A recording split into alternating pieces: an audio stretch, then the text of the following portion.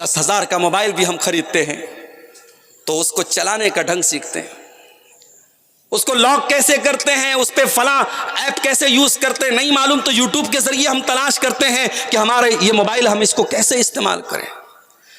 میرے پیارے ساتھیوں، کیا دین اتنی معمولی چیز ہے کہ دین کو آپ نے کبھی سیریس ہی نہ لیا، ایمان کو آپ نے کبھی سیریس ہی نہ لیا؟ لا الہ الا اللہ کا جو کلمہ ہم اور آپ پڑھتے ہیں، جو کلمہ ہماری زندگی کا مقصد ہے، جس کلمے کے لیے اللہ نے ہم سب کو پیدا کیا ہے، اس کلمے کو آج زبان سے ہم تو پڑھتے ہیں، مگر اس کلمے کا مطلب کیا ہے، اس کلمے کا مقصد کیا ہے، اس کلمے کی شرائط کیا ہے، اس کلمے کے تقاضے کیا ہیں، آج ہمارے نہ لڑکوں کو پتا، نہ لڑکیوں کو پتا، نہ بزرگوں کو پتا، نہ نوجوانوں کو پتا، نہ ہمیں معلوم ہے، نہ ہم سیکھنے کی کوشش کرتے ہیں، نہ جاننے کی کوشش کرتے ہیں۔ میرے پیارے بھائیوں، دین سیکھنے کا آج نہ ہمارے اندر جذبہ ہے، نہ گھر والوں کو سکھانے کا جذبہ ہے۔ میرا اللہ قرآن میں کہتا ہے، یا ایھا الذین آمنوا قوا انفسکم واہلیکم نارا، اے ایمان والو اپنے آپ کو اور اپنے گھر والوں کو جہنم کی آگ سے بچاؤ۔ حضرت علی کہتے ہیں اس آیت کی تفسیر میں، علموہم، اپنے گھر والوں کو دین کا علم دے دو، دین سکھا دو۔ میں آپ کو منع نہیں کرتا، اپنی بیٹیوں کو، اپنی لڑکیوں کو آپ اگر کالجوں میں تعلیم دے رہے ہیں، میں بالکل منع نہیں کرتا۔ اگر آپ کی بیٹیاں آئی اے ایس کا ایگزام پاس کر رہی ہیں اور میڈیکل کا ایگزام پاس کر رہی ہیں اور ماں باپ کا نام روشن کر رہی ہیں، واللہ ہمیں اس پر کوئی اعتراض نہیں ہے، ہماری قوم کے لیے شرف کی بات ہے، مگر مجھے 2 سوالوں کا جواب چاہیے۔ پہلا سوال یہ ہے، قوم کی بیٹیاں تو ماشاءاللہ بڑی ترقی کر رہی ہیں، کالجوں میں پڑھ رہی ہیں، آئی اے ایس کا ایگزام پاس کر رہی ہیں، نیٹ کا ایگزام پاس کر رہی ہیں، میڈیکل کی پریکشا پاس کر رہی ہیں، قوم کے لڑکے کہاں ہیں؟ لڑکے مر گئے صاحب، لڑکے محنت کر رہے ہیں، مزدوری کر رہے ہیں، پنچر بنا رہے ہیں، معمولی مزدوری کا کام کرے، لڑکیوں کو ماشاءاللہ بہت آگے بڑھا رہے ہیں۔ یہ جو آپ نے ڈس بیلنس کر کے رکھا ہے نا، یہ آپ کو برباد کر رہا ہے۔ آپ پڑھائی لڑکیوں کو بھی دو اور پڑھائی لڑکوں کو بھی دو، آپ کے لڑکوں کو بھی دنیاوی تعلیم حاصل کرنے کا اور ترقی کرنے کا ان کو بھی حق ہے، آپ ان کو مزدوری میں اور چھوٹے چھوٹے کاموں میں ڈھکیل کر کے ان کی زندگی کو برباد مت کرو میرے بھائی۔ یہ ڈس بیلنس اگر ہوگا کہ لڑکیاں آپ کی ہائیلی کوالیفائڈ ہوں گی اور لڑکے آپ کے 8 تک پڑھ کر کے اور ہائی اسکول کر کے اور انٹر کر کے بیٹھ جائیں گے، تو یہ ڈس بیلنس بھی آپ کے سماج کو برباد کرے گا، ایک بات۔ اور دوسری بات یہ ہے کہ آپ کی لڑکیاں کچھ بھی پڑھیں، ان کی بنیاد اتنی مضبوط کر دو۔ ہمارے یہاں بنیادی تعلیم ہی نہیں ہے، ہم بچیوں کو کیا کرتے ہیں صاحب، گھر میں کسی مولوی صاحب کے ذریعے، حافظ جی کے ذریعے قرآن پڑھا دیتے ہیں، بس یہ ہوگی دین کی تعلیم۔ جس لڑکی نے صرف قرآن کو ایز اے ٹیکسٹ پڑھا ہے، قرآن کو صرف رٹو طوطے کی طرح عربی زبان میں پڑھا ہے، قرآن کا میسج کیا ہے، قرآن کا پیغام کیا ہے، قرآن کیا کہتا ہے، اس لڑکی نے کبھی پڑھا نہیں۔ اگر وہ اسٹیٹس پر اپنی خوبصورت فوٹو لگا رہی تو کوئی حیرت کی بات نہیں، اس نے تو پردے کا مطلب جانا ہی نہیں۔ اس کو تو یہ لگا صاحب گھر سے نکلے نقاب میں نکل کے ہو گئی بات ختم۔ اسٹیٹس پر ہم چاہے جیسے فوٹو لگا لیں، فیس بک پر ہم چاہے جیسے فوٹو لگا لیں، اس نے پردے کا مطلب سمجھا ہی نہیں۔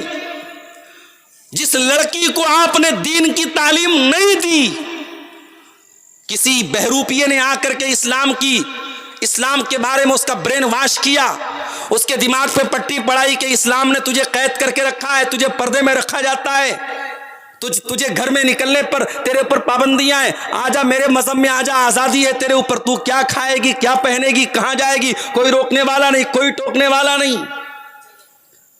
عورت اٹریکٹ ہو جاتی ہے، اچھا واقعی میں ہم کو غلام بنا کے رکھا گیا، ہمیں پردے کی پابندیوں میں جکڑ کے رکھا گیا۔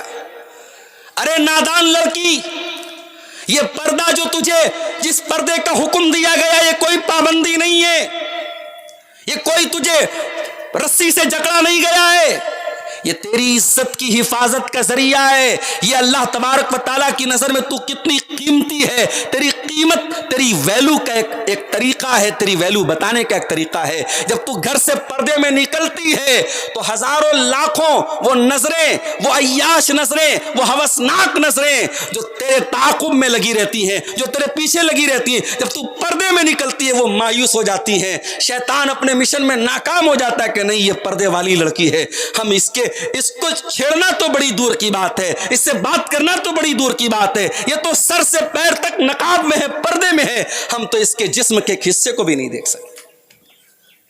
میری پیاری مسلمان بہنوں، اگر آج آپ اپنے جسم کے تمام اعضاء کو ڈھانک کر کے اور چھپا کر کے گھر سے باہر نکلتی ہیں، اللہ کی قسم آپ کے اس جسم کو اللہ تعالی جہنم کی آگ سے بچائے گا، اور آپ کے جسم کے وہ حصے جو آپ نمائش کر کے اور اپنے بدن کو دکھا کر کے گھر سے نکلیں گی، کل اس حصے کو جہنم کی آگ میں جلایا جائے گا۔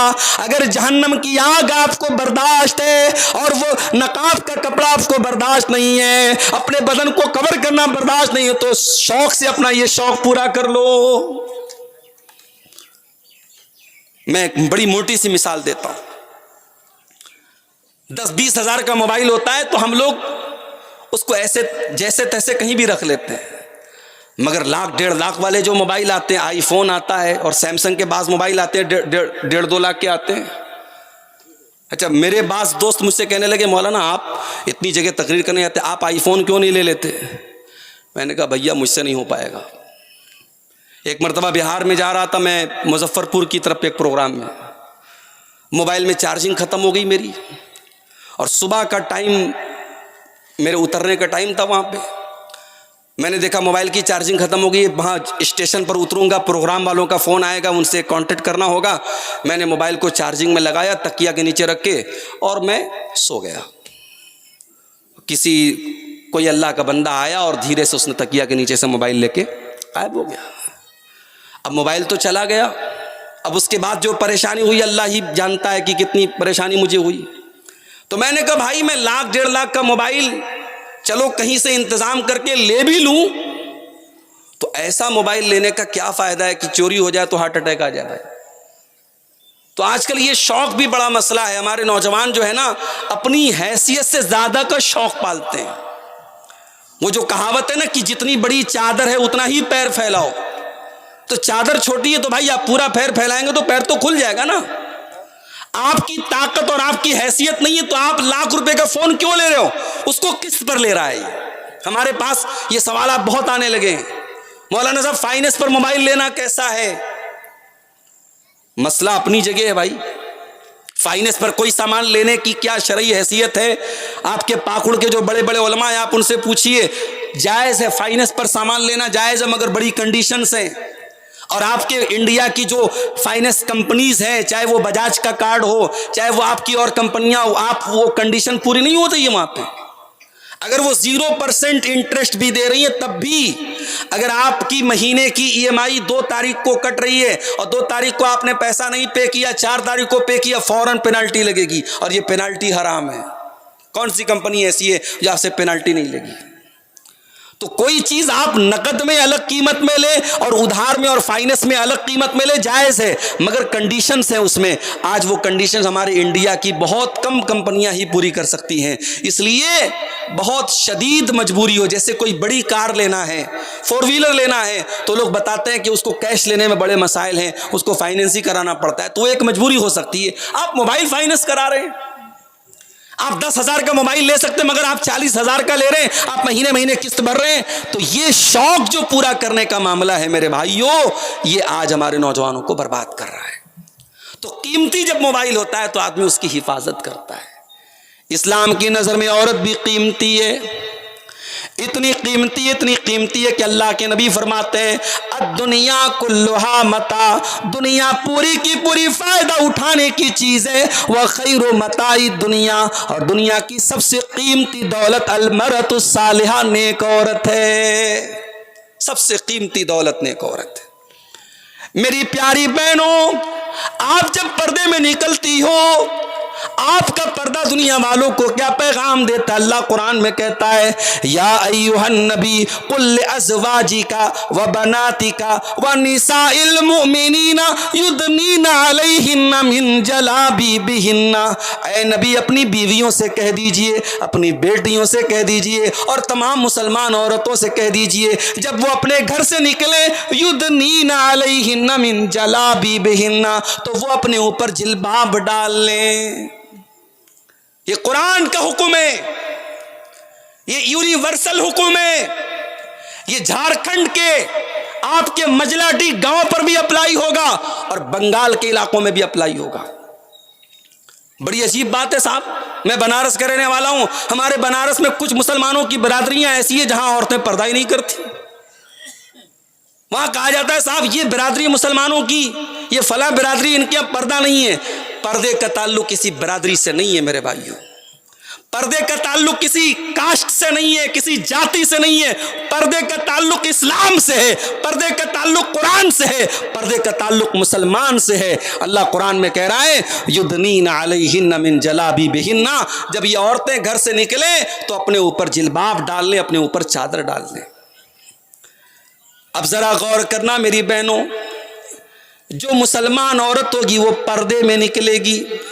ذالک ادنی ان یعرفن فلا یؤذین, اور یہ پردہ دنیا والوں کو بتائے گا یہ مسلمان عورت ہے, یہ با پردہ عورت ہے, یہ عفت مآب عورت ہے, یہ پاک باز عورت ہے, اور کوئی اس کو چھیڑنے کی جرت نہ کرے گا. او میری بہنوں, جو اسلام آپ کو پردے میں نکلنے کی تعلیم دیتا ہے, آج کوئی بہروپیہ آ کر کے آپ کو پٹی پڑھاتا ہے اور آپ اس کی باتوں میں آ جاتی اور آپ کو لگنے لگتا ہے کہ اسلام آپ کو رسیوں میں جکڑ رہا ہے. ارے اسلام تو وہ دین ہے جس نے آپ کو جینے کا ادھیکار دیا جس دور میں آپ کو جینے بھی نہ دیا جاتا تھا, جس دور میں بیٹی کے پیدا ہونے پر بیٹی کا گلا دبا دیا جاتا تھا, جس دور میں بیٹی پیدا ہونے پر بیٹی کا باپ اپنی بیٹی کو زمین میں دفنا دیا کرتا تھا. اور یہ کوئی قصہ کہانی نہیں ہے, قرآن کریم اس واقعے کو بیان کرتا ہے. وَإِذَا بُشِّرَ أَحَدُهُمْ بِالْأُنثَىٰ ظَلَّ وَجْهُهُ مُسْوَدًّا وَهُوَ كَظِيمٌ, جب بیٹی کی خوشخبری سنائی جاتی تھی, جب باپ کو پتہ لگتا تھا میرے گھر میں بیٹی پیدا ہوئی ہے, باپ کا چہرہ کالا پڑ جاتا تھا. یتوارا من القوم من سوء ما بشر به, بیٹی کا باپ اپنا چہرہ اپنی قوم کو سے چھپایا کرتا تھا. ایمسکہ علی ہون ام یدسہ فی التراب, کہ کیا کروں اگر بیٹی کو پالتا ہوں تو سماج میں ذلیل ہونا پڑے گا, اور دوسرا راستہ یہ کہ بیٹی کو لے جا کے زمین میں گاڑ دوں. یہ دستور تھا. بیٹی پیدا ہونے پر زمین میں گاڑ دیا جاتا تھا, یہ دستور تھا. میرے نبی نے آ کے اعلان کیا ان اللہ حرم علیکم حقوق الامہات ووعد البنات, اے مسلمانوں ماں کی نافرمانی کرنا اور بیٹی کو زمین میں دفن کر دینا حرام ہے, بیٹی کو پیدا ہونے کے بعد زمین میں گاڑ دینا حرام ہے. میرے نبی نے آ کے یہ میسج سنایا, میرے نبی نے قرآن کی آیت پڑھ کے سنائی وَإِذَا الْمَوْءُودَةُ سُئِلَتْ بِأَيِّ ذَنبٍ قُتِلَتْ, اور بیٹیوں کو قتل کرنے والوں, اور بیٹیوں کی ہتیا کرنے والوں, اور بیٹیوں کو مارنے والوں, کل قیامت کے دن تمہیں حساب دینا پڑے گا. ہماری ایک اسٹوڈنٹ ہیں آن لائن, ہم سے انہوں نے تعلیم حاصل کی ہے, اسی بہار کی آپ کے موتیہاری کی رہنے والی ہیں, ڈاکٹر ہیں, میڈیکل ڈاکٹر ہیں. ان کا ایک دن میرے پاس میسج آیا, مولانا میرے ہاسپٹل میں ایسے بھی کیس آتے ہیں, بچہ پیدا ہوتا ہے ناجائز طریقے سے معاملہ ہوا تھا اور بچہ پیدا ہوتا ہے, اور ماں جو ہوتی ہے یا کپل جو ہوتے ہیں بچے کو چھوڑ کے چلے جاتے ہیں, اور ہمارے پاس ایسے بھی جوڑے آتے ہیں جو ان بچوں کو مانگتے ہیں. تو کیا ہم ان بچوں کو دے سکتے ہیں یا ان بچوں کو کسی اچھے لوگ انسان کی پرورش میں دے سکتے ہیں؟ تو میں نے کہا کوئی حرج کی بات نہیں, کسی بھی ماں باپ کی غلطی کی سزا اس کے بچے کو کیوں دی جائے. بچہ اگر پیدا ہوا ہے اس کی زندگی بچانا چاہیے, اس کو جینے کا ادھیکار ہے. حالات یہ ہے میرے بھائیوں سماج کے, آج زناکاری اور بدکاری کے ذریعے جنم دیے جانے والے بچے آج یا تو ماں کے پیٹ میں ہی قتل کر دیے جاتے ہیں ابارشن کے ذریعے, یا پھر ہاسپٹلوں کے ڈسٹ بین میں پھینک دیے جاتے ہیں. ہزاروں واقعات آپ کے سامنے موجود ہیں. میری بہنوں, اسلام وہ پاکیزہ مذہب ہے جس نے آپ کو جینے کا ادھیکار دیا ہے. جس دور میں آپ کو مار دیا جاتا تھا میرے نبی نے آپ کو جینے کا ادھیکار دیا. اور اتنا ہی نہیں, بیٹی پیدا ہونے پر میرے نبی نے جنت کی خوشخبری دی ہے.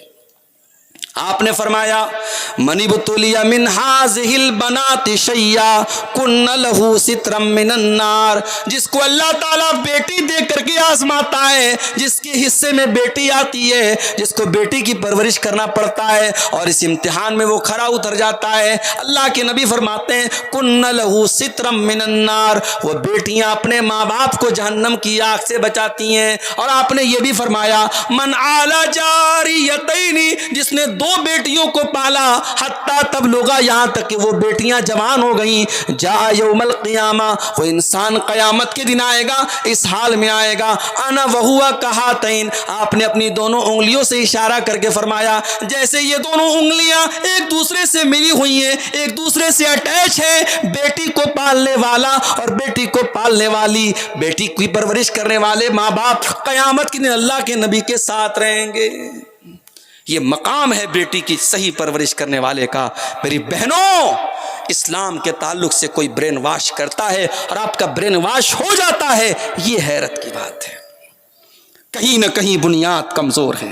یہ مسجد کی تعمیر ہونے کے لیے آج یہ چندہ کیا جا رہا ہے، کل یہاں مسجد قائم ہوگی، اللہ کرے بہترین اور شاندار مسجد قائم ہو، لیکن ہم جب کوئی عمارت بناتے ہیں تو ہم اس کی بنیاد کو میرے بھائیوں مضبوط کرتے ہیں۔ ایک مسلمان کی بنیاد اس کا عقیدہ ہے، اس کا ایمان ہے، اس کی توحید ہے۔ اپنے بچوں کی بنیاد اتنی مضبوط کرو، ان کو توحید ایسی سکھا دو، ان کو ایمان ایسا بتا دو، ان کو شرک کی اتنی نفرت ان کے دل میں ڈال دو کہ مر جائیں مگر شرک نہ کریں، کٹ جائیں مگر شرک نہ کریں، زندگی ختم ہو جائے مگر توحید سے سمجھوتا نہ کریں۔ اتنا پکا ان کا ایمان اور اتنا پکا ان کا عقیدہ کر دو میرے بھائی۔ ہم نے تاریخ میں بہت ساری ایسی عورتوں کو دیکھا ہے، ہم نے سمیہ بنت خیاط کا واقعہ بھی دیکھا ہے۔ حضرت سمیہ بوڑھی ہو چکی ہے، 50-60 سال کی خاتون ہے، ان کا جوان بیٹا عمار بھی موجود ہے، ان کے شوہر یاسر بھی موجود ہیں، بیٹا بھی موجود، شوہر بھی موجود، اور ابو جہل نے حضرت سمیہ کو باندھا ہوا ہے اور دھمکی دیتا ہے اے سمیہ اگر تو نے اسلام کو نہ چھوڑا، تو نے محمد کا دین نہ چھوڑا، تو نے توحید کا راستہ نہ چھوڑا، اے سمیہ تیرے جوان بیٹے کے سامنے، تیرے شوہر کے سامنے تجھے بے لباس کر دیا جائے گا، تجھے برہنہ کر دیا جائے گا، تیرے بدن سے کپڑے اتار لیے جائیں گے۔ سمیہ ایک لمحے کے لیے بھی ٹھٹکتی نہیں ہے، ایک لمحے کے لیے بھی سوچتی نہیں ہے۔ ایمان اتنی قیمتی چیز ہے، اگر اس کے لیے یہ ذلت گوارا کرنی پڑے تو تیار ہے۔ حضرت سمیہ کے بدن سے کپڑے اتار لیے گئے۔ ہائے ہائے، چشم فلک کو یہ منظر بھی دیکھنا تھا، جوان بیٹے کے سامنے اس کی ماں کو ننگا کر دیا گیا، مادرزاد برہنہ کر دیا گیا۔ حضرت سمیہ نے یہ ذلت گوارا کر لی مگر ایمان کو نہ چھوڑا، اور کچھ دیر کے بعد ابو جہل نے دوسری دھمکی دی اے سمیہ اب بھی تیرے پاس موقع ہے، اگر تو نے محمد کا دین نہ چھوڑا میں برچھی اٹھا کر کے تیری شرمگاہ پر حملہ کر دوں گا، تیرے شوہر کے سامنے، تیرے بیٹے کے سامنے تجھے قتل کر دوں گا۔ سمیہ رضی اللہ تعالیٰ عنہ نے تب بھی توحید کا دامن نہ چھوڑا، تب بھی ایمان کا دامن نہ چھوڑا۔ میرے پیارے بھائیوں، آج جب مسلمان لڑکیوں کے مسکراتے ہوئے فوٹو دیکھتے ہیں، ان کے ماتھے پر سندور دیکھتے ہیں، اور غیر مسلم کے ساتھ جب پھیرے لیتے ہوئے ان کی ویڈیوز دیکھتے ہیں، واللہ کلیجے پر چھری چل جاتی ہے، واللہ دل کے ٹکڑے ٹکڑے ہو جاتے ہیں۔ اے اللہ، یہ دور بھی ہم کو دیکھنا تھا، یہ حالات بھی ہم کو دیکھنے تھے۔ آج یہ قوم کس اسٹیج پر پہنچ گئی، کس بے غیرتی اور کس بے حیائی کے اسٹیج پر پہنچ گئی۔ میرے پیارے بھائیوں، اس طوفان بدتمیزی سے اپنی قوم کو بچا لو۔ اپنی بیٹیوں کو میں کہتا ہوں، دنیا میں وہ غریب رہ جائیں، دنیا میں وہ پریشان رہ جائیں، مگر آخرت میں اگر وہ جہنم سے بچ جائیں تو یہ فائدے کا سودا ہے۔ اور دنیا میں بہت ترقی کر لیں، بہت نام کما لیں، بہت پیسے کما لیں، لیکن جہنم میں چلی جائیں اور جنت میں نہ جا پائیں تو یہ بہت بڑا گھاٹے کا سودا ہے۔ میرے پیارے بھائیوں، اگر اپنی بیٹیوں سے پیار کرتے ہو، اگر اپنی بچیوں سے محبت کرتے ہو، ان کو دنیا میں جہنم کی آگ سے بچانے کا انتظام کر لو۔ یہ درد اپنے دل میں پیدا کرو، اور یہ درد تھا جناب محمد رسول اللہ صلی اللہ علیہ وسلم کے اندر۔ جب قرآن کی آیت نازل ہوتی ہے وَأَنذِرْ عَشِيرَتَكَ الْأَقْرَبِينَ، اے نبی اپنے قریبی رشتہ داروں کو ڈرا دیجئے۔ اللہ کے پیارے نبی اپنے سارے خاندان کے لوگوں کو اکٹھا کرتے ہیں اور صفا کی پہاڑی پہ چڑھتے ہیں اور ایک ایک خاندان کے بڑے بڑے لوگوں کا نام لے کے کہتے ہیں اے بنی فلاں، اے بنی فلاں، اے بنی فلاں، اے بنی فلاں، اے میرے خاندان کے لوگوں، انقذوا انفسکم من النار، اپنے آپ کو جہنم کی آگ سے بچا لو۔ فإنی لا اغنی عنکم من اللہ شیئا، میں محمد ہوں، میں اللہ کا رسول ہوں، میں نے تم کو سچائی کا راستہ دکھا دیا ہے، جنت کا راستہ بتا دیا ہے، جہنم سے ڈرا دیا ہے، میں اس سے زیادہ کچھ نہیں کر سکتا۔ اب تم کو اپنے آپ کو بچانا ہے، اپنے آپ کو جہنم کی آگ سے بچا لو۔ اپنی پھوپھی صفیہ کا نام آپ نے لے کے فرمایا یا صفیہ بنت عبد المطلب، اے میری پھوپھی صفیہ اپنے آپ کو جہنم کی آگ سے بچا لو۔ اپنے چچا عباس کا نام آپ نے لیا، اے یا عباس ابن عبد المطلب، اے میرے چچا عباس اپنے آپ کو جہنم کی آگ سے بچا لو۔ اپنی بیٹی فاطمہ کا نام آپ نے لیا یا فاطمہ بنت محمد انقذی نفسک من النار، اے میری بیٹی فاطمہ اپنے آپ کو جہنم کی آگ سے بچا لے۔ یہ درد تھا نبی کے اندر، یہ درد ہمارے اندر کیوں نہیں ہے میرے بھائی؟ اس ملک میں ہم اور آپ سینکڑوں سال سے رہتے ہیں، ہمارے آس پاس میں شرک ہوتا ہے، قبر پرستی ہوتی ہے، بت پرستی ہوتی ہے، پیڑ کی پوجا ہوتی ہے، جانوروں کی پوجا ہوتی ہے۔ ہم دیکھتے ہیں، ہم ہنسی مذاق اڑاتے ہیں، ہمیں لگتا ہے یار غلط ہو رہا ہے، مگر ہم نے اپنے برادران وطن کو، اپنے بھائیوں کو، بجائے اس کے کہ ہم انہیں توحید کی دعوت دیتے، انہیں توحید کے راستے پر لاتے، آج حالات یہ پہنچ گئے کہ ہماری بیٹیاں آج شرک کے راستے پر جا رہی ہیں۔ میرے بھائیوں، اس سے بڑھ کے افسوس کی بات کیا ہو سکتی ہے؟ ذرا اپنے نبی کی سیرت کا وہ دور بھی دیکھیے آپ۔ مکہ میں اللہ کے نبی توحید کی دعوت دے رہے ہیں، کوئی آپ کی بات ماننے کو تیار نہیں ہے، مٹھی بھر لوگ آپ کے اوپر ایمان لائے ہیں، کھل کر کے نماز بھی نہیں پڑھ پا رہے ہیں، کھل کر کے قرآن بھی نہیں پڑھ پا رہے ہیں، کھل کر کے اللہ کا نام بھی نہیں لے پا رہے ہیں۔ اللہ کے نبی نے سوچا مکہ سے 100 کلومیٹر دور طائف ہے، پہاڑی علاقہ ہے، قبیلے بنو ثقیف کے لوگ وہاں رہتے ہیں، بڑا قبیلہ ہے، بڑا خاندان ہے، میں وہاں چل کر کے اسلام کی تبلیغ کرتا ہوں، اسلام کی دعوت دیتا ہوں، شاید وہ لوگ میری بات مان لیں۔ آپ نے حضرت بلال کو اپنے ساتھ میں لیا اور نکل پڑے مکہ سے طائف۔ آپ چاہتے تو سواری سے جا سکتے تھے، مگر آپ کو سیکرٹ رکھنا تھا، آپ کو چھپانا تھا، آپ نے سواری بھی نہیں لی، پیدل چل پڑے۔ مکہ سے طائف 100 کلومیٹر کا سفر ہے میرے بھائیوں، 100 کلومیٹر کا سفر محمد رسول اللہ نے پیدل طے کیا۔ طائف پہنچے، طائف کے بڑے بڑے سرداروں سے آپ ملے، ان کے سامنے آپ نے اسلام کی تبلیغ کی، ان کے سامنے اسلام کی دعوت پیش کی، ان کو بتایا کہ میں اللہ کا آخری نبی ہوں، آخری رسول ہوں، ان کو بتایا کہ اللہ کے سوا کوئی عبادت کے لائق نہیں ہے۔ طائف کے ان سرداروں نے آپ کا مذاق اڑایا، انہوں نے آپ کی بات کو ریجیکٹ کر دیا، انہوں نے آپ کی بات نہیں مانی۔ اللہ کے پیارے نبی مایوس نہ ہوئے، آپ نے کہا کوئی بات نہیں، تم میری بات نہیں مانتے، کوئی بات نہیں، لیکن